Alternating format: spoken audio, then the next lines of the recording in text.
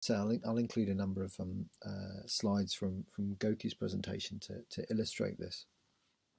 But HCI employs a broad range of design methods to stimulate a diversity of design outcomes, really, in addition to identifying users' needs.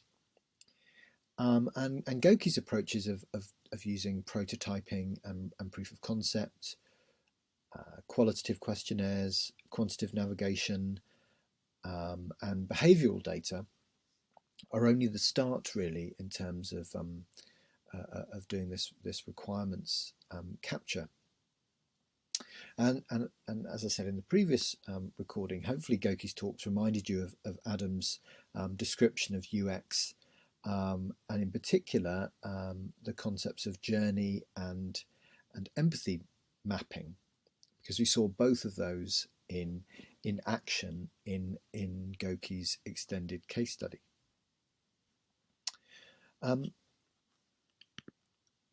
Also, as you've seen from Gokis' work, a crucial component of HCI is requirements analysis. Adam described this in terms of the whats and the whys, and his talks also stressed something called design thinking.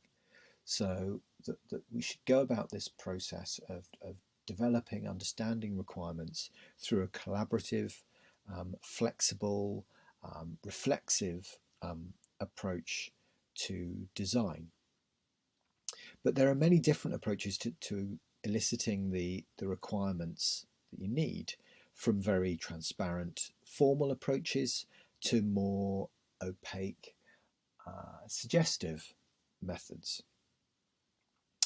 User requirements can't ever be fully separated from context either, or from the impact of existing and evolving designs. But we can use some specific methods to try to isolate these different components, or at least to prompt our thinking. And as we've seen previously here, and also here in Gokis' case study, once you identified some requirements, you might well choose to group them together in personas. But equally, you might start with those personas. You might make up the personas and think about the requirements that those personas might have.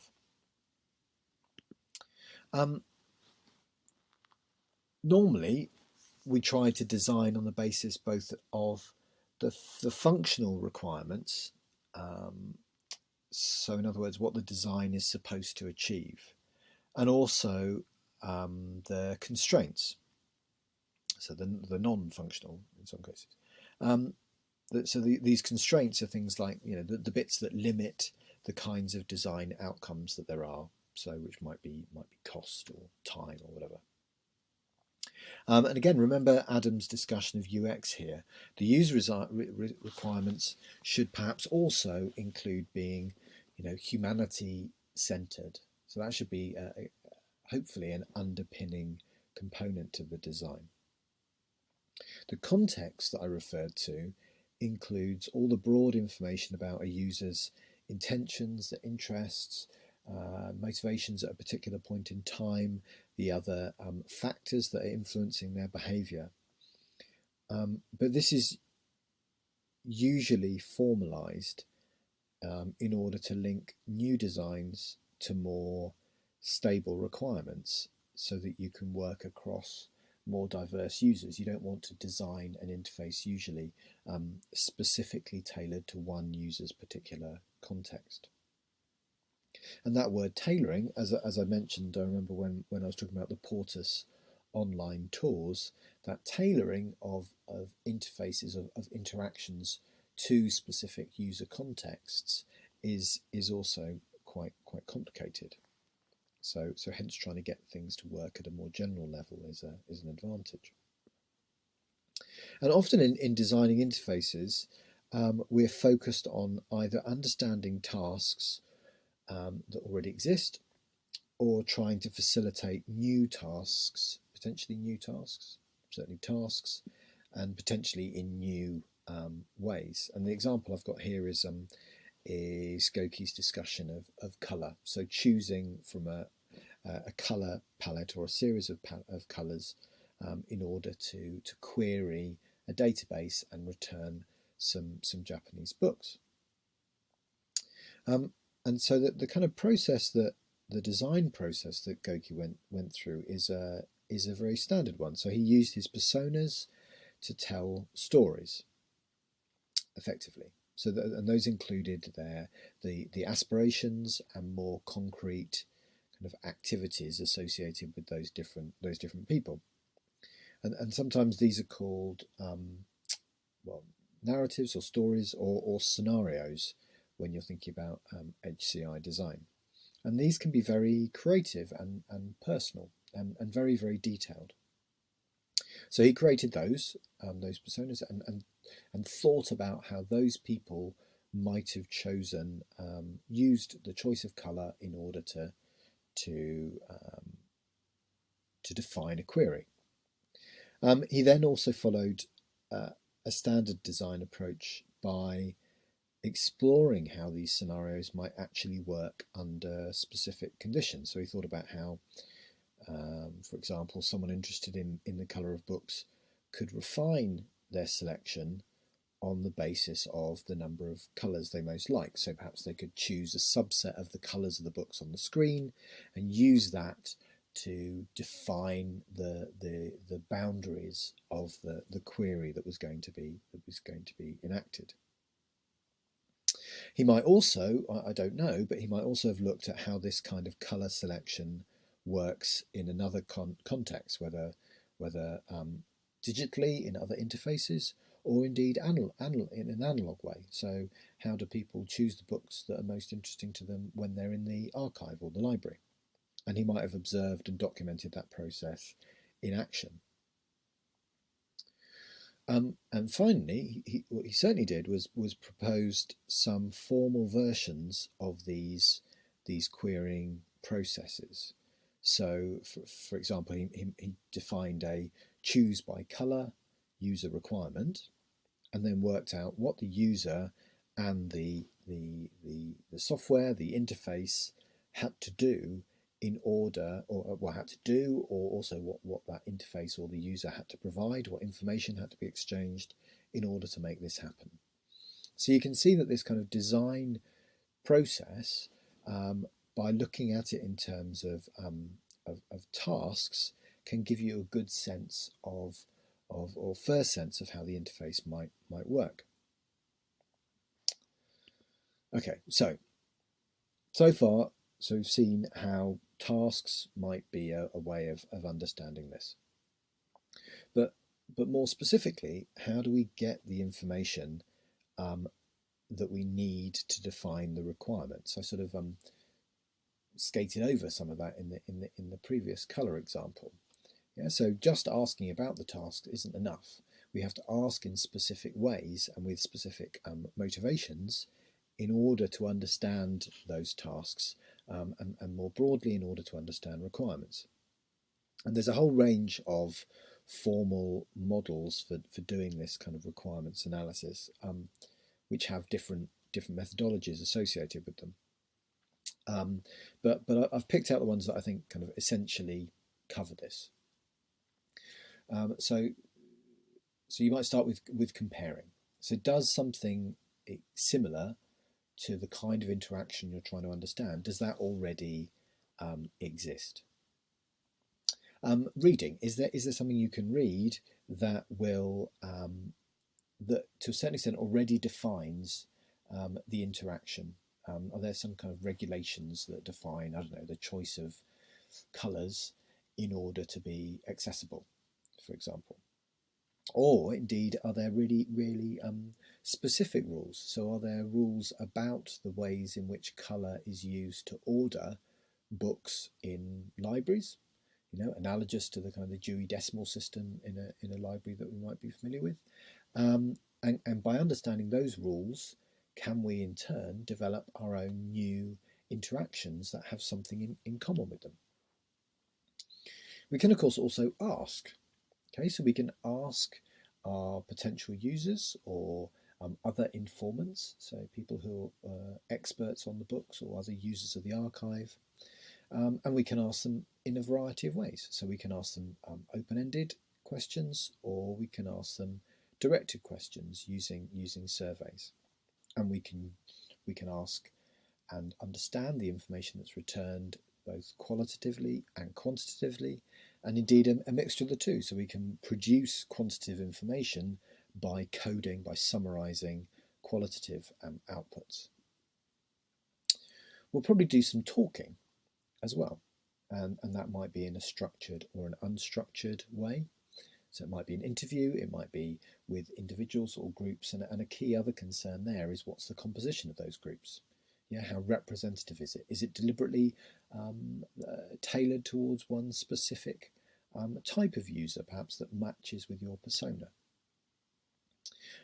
You might watch behaviour, and this can be covert or explicit. So, our ethical guidelines for research explicitly do allow forms of covert kind of monitoring for design processes. But there's lots of checks and balances in place, but it's possible to do.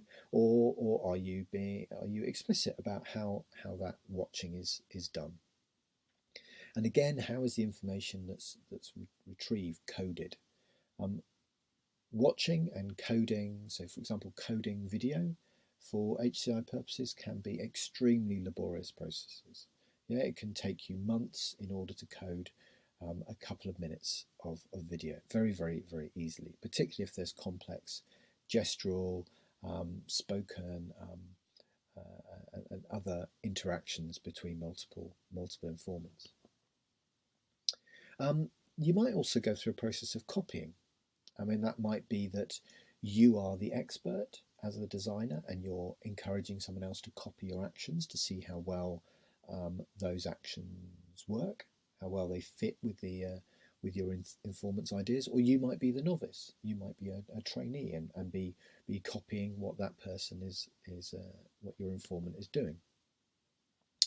You may well encourage reflection on either a real activity relating to this that's been recently undertaken. So you might ask someone to reflect how they chose the books from the archive last time they visited it, or you might ask them to empathise. So you might ask them to think or to imagine themselves in someone else's position and to reflect on how the interaction might well work for them, bearing in mind some kind of assumed, imagined differences between the person doing the reflection and the kind of the subject of that reflection. Again, that can be really useful at understanding biases and also kind of the things that are held to be most significant by the informant. Is there some kind of formal testing? Are there any existing metrics for doing that testing to understand? So I don't know if there's a test for rapidly finding things of a particular colour, then can we apply that as part of our design process? Are there indirect methods for observing existing practices or for eliciting feedback?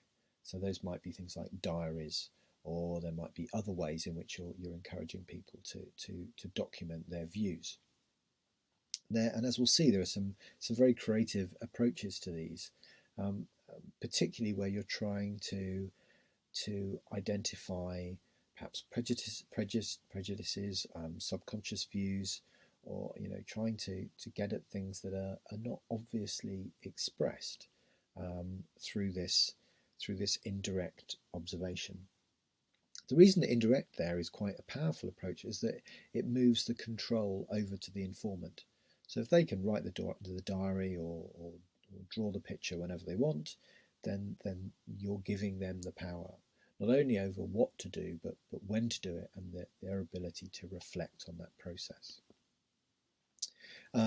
You can be a participant, so you can take part in the activity that's being modelled, or the interaction that's trying to be understood.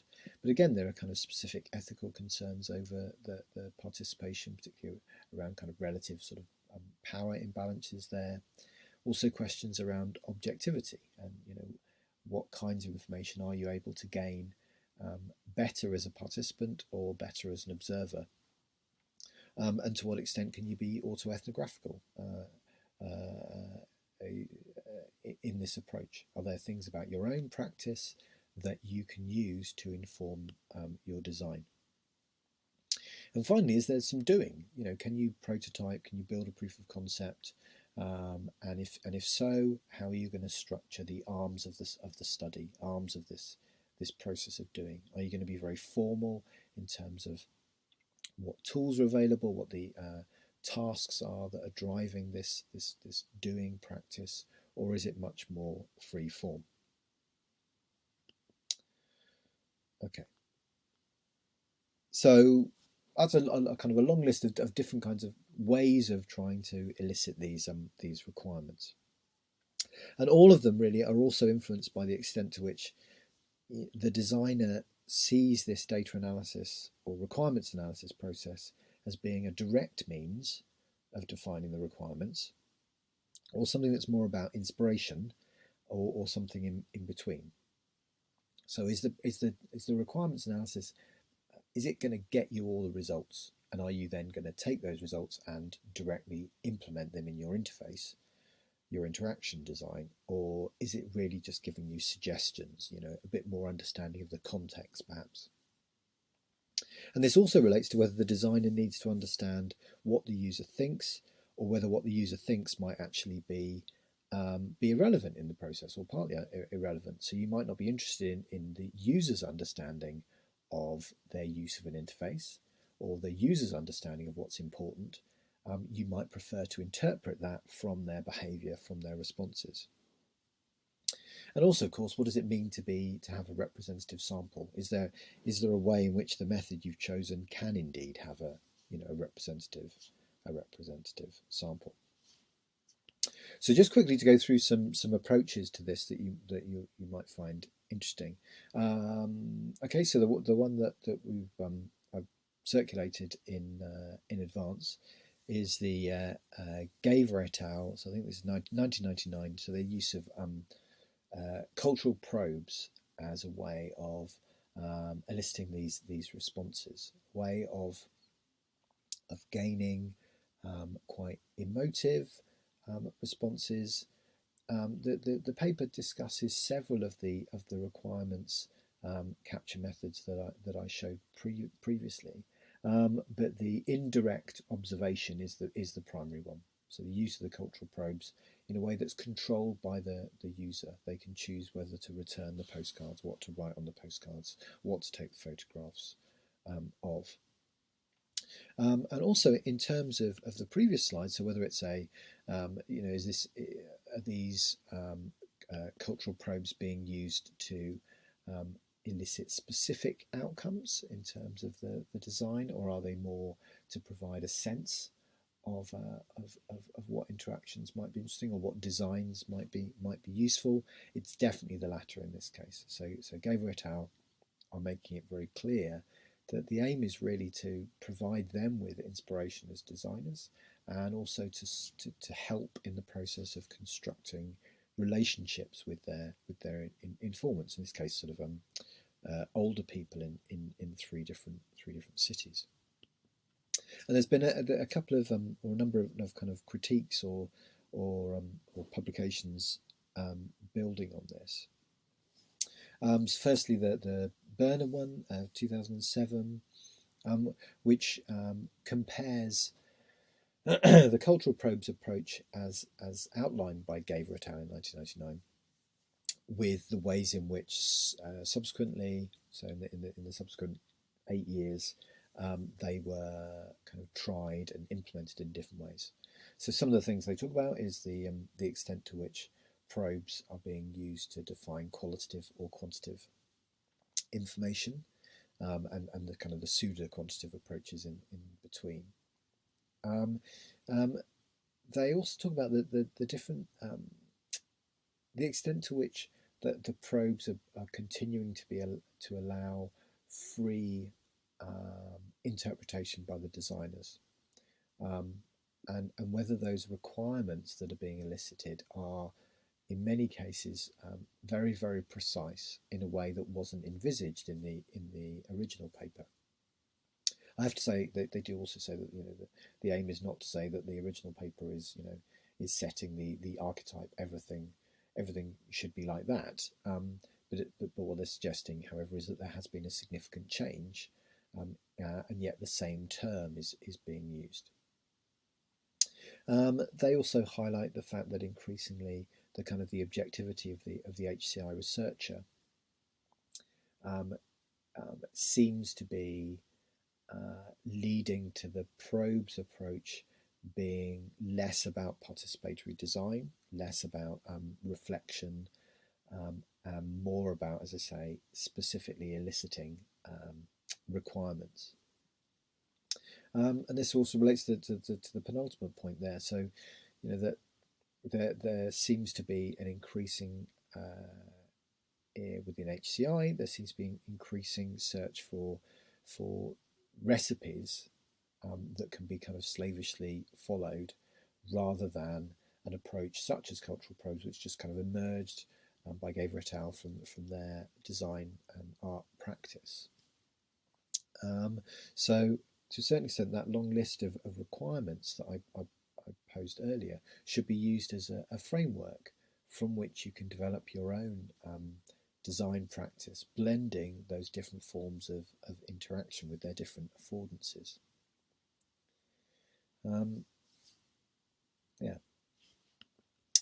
Just running out of time, so I should move on a bit.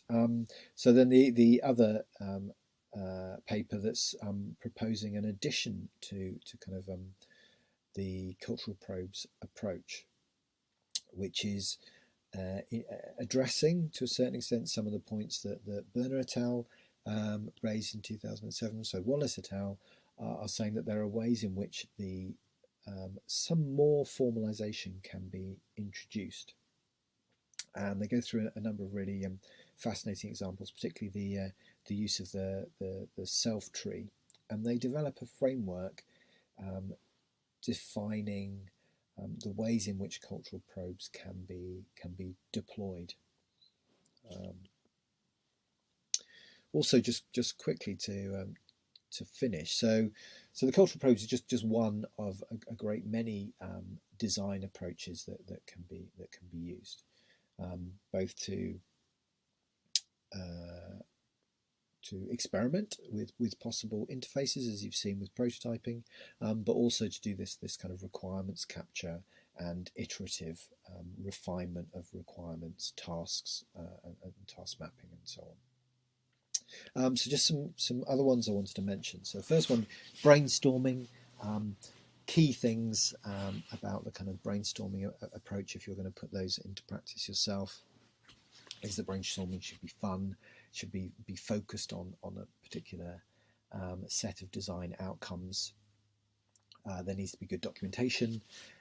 There needs to be good representation from a diversity of voices, and the brainstorming approach needs to be effectively curated and directed. So if you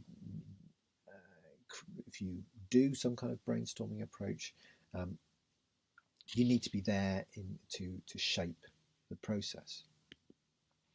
A fascinating kind of related approach is known as body storming, and then in this paper by Schleicher et al., a kind of an extension to body storming with body storming as embodied designing. Have a look at the paper; it's absolutely fascinating. What it's effectively doing is that body storming is taking many of these elements of brainstorming, but moving them into a much more kind of physical interaction space. But then this paper is critiquing that. It sets up it defines a taxonomy in terms of the three broad types of body storming that there are on there, and then it proposes a way of breaking free of some of the kind of the rigid elements of body storming. And in particular, their concern is that body storming can lead to people second guessing, so lead to people acting out rather than allowing kind of free development of interactions, free exploration of possibilities. And so I won't go through this in detail, but this is their recipe for doing body storming and embodied designing. So doing it in a way where you're effectively removing the opportunity to second guess. So everything happens in a much more, well, perhaps more chaotic way. And it's a great, I've done this on a number of projects. It's a great way of eliciting surprising interactions, surprising responses. But again, it has some of the things in common with brainstorming. So there is the narrator, for example, who can stop, who's describing the process, and who can stop, rewind, refocus the process as needed. Another one for you to look up and consider is playful design. So David Gauntlet from Westminster, or he's just moved to Canada, but from Westminster, has written a lot about this, particularly in the context of Lego and serious play. So there are a variety of design processes that elicit requirements through play of various kinds, and also using play to create new designs on the basis of requirements that have previously been captured. And then finally, I want to talk about or mention design fiction as an approach. So Adam mentioned this briefly in the context of HCI futures. I'd suggest that you have a look at this paper where there's an example of this design fiction approach being put into action. So it's an imagined kind of open sourced health tracker that can be used to monitor health of elderly people. But the whole point of the kind of design fiction approach is that by doing these, using these and doing an extended story associated with them, or series of narratives, really pushing beyond the persona approach, but imagining an alternate reality, you can again elicit surprising design outcomes. And the key thing is that these are not particularly weird and wonderful. They're just slight changes from reality, and they allow us to sort of slightly step outside but really occupy a different space, and to use that space as the place